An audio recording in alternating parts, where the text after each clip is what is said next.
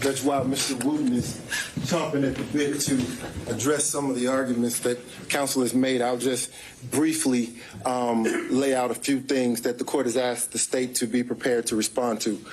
Firstly, we will contend that a trial of these 19 co-defendants will take 4 months, and that does not include jury selection.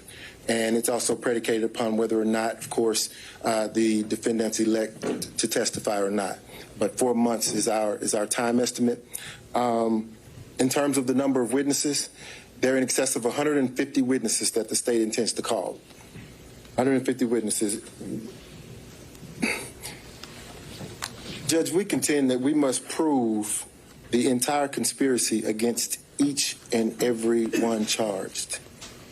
Each and every one charged. So the court, in the interest of judicial economy, would have to make the decision as to whether or not the court wants to try the same case 19 times or 2.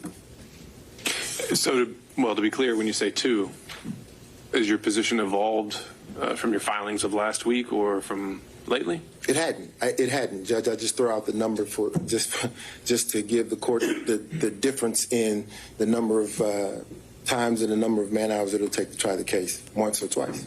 Well, when you say twice, who's involved in each case? Obviously, the 2 who've requested severance here.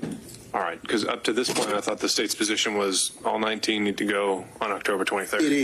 It is, and that continues to be our position. Okay, and just to clarify that and flesh that out a bit, you're saying that right now you would predict that if it was just a trial of Ms. Powell and Mr. Chesbro, that the state's going to need those same amount of witnesses, those same amount of exhibits, and that same amount of time? Absolutely. Okay.